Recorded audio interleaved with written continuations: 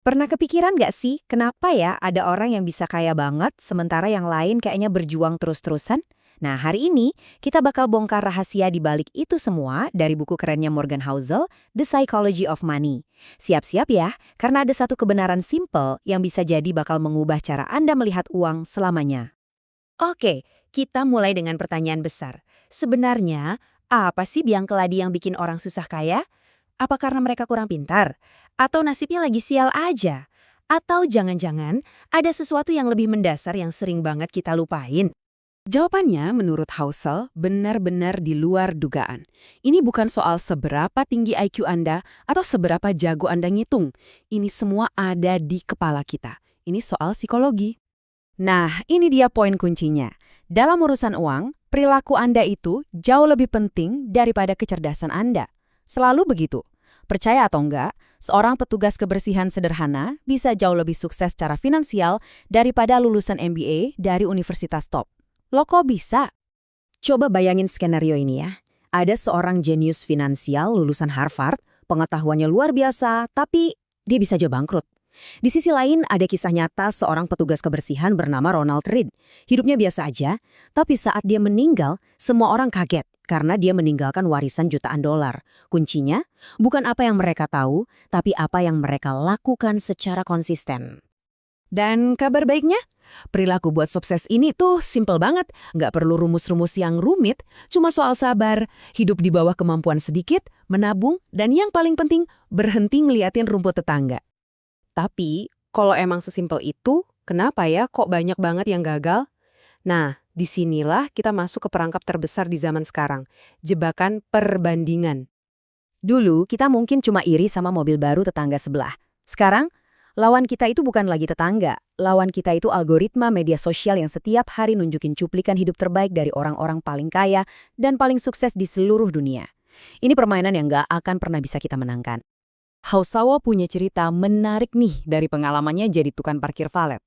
Waktu dia markirin Ferrari, semua orang pasti ngeliatin dengan kagum. Tapi, mereka itu kagum sama mobilnya, bukan sama pengemudinya. Dalam hati mereka cuma mikir, andai aja gue yang nyetir mobil itu. Ironis kan? Kita beli barang mahal biar dikagumi orang lain, padahal orang lain itu sibuk mikirin diri mereka sendiri. Kesadaran ini ngebawa kita ke sebuah perubahan mindset yang krusial banget, yaitu berhenti ngejar status kaya dan mulai membangun kesejahteraan. Emang apa bedanya? Oh, bedanya langit dan bumi. Jadi gini, kaya itu soal pengeluaran, soal apa yang kelihatan. Mobil mewah, rumah besar, barang-barang branded. Tujuannya buat pamer. Nah, kalau sejahtera, ini justru soal apa yang nggak kelihatan. Itu adalah uang yang tidak Anda pakai buat beli mobil mewah, tapi Anda putar lagi jadi aset. Uang yang kerja buat Anda pas Anda lagi tidur. Dan uang inilah yang pada akhirnya bisa membeli sesuatu yang paling berharga, kebebasan. Jadi intinya jelas ya, kaya itu berisik, kelihatan, dan tujuannya pamer. Sejahtera itu tenang, gak kelihatan, dan tujuannya kebebasan. Pertanyaannya, mana yang sebenarnya Anda mau? Oke, sekarang kita masuk ke bagian yang paling seru. Gimana caranya membangun kesejahteraan yang solid ini? Yuk kita bedah langkah-langkah praktisnya. Pertama, kita harus ubah cara kita mikirin soal menabung. Tiap rupiah yang Anda simpan itu bukan berarti Anda kehilangan kesenangan hari ini. Justru sebaliknya, Anda itu lagi membeli kebebasan dan pilihan untuk masa depan Anda.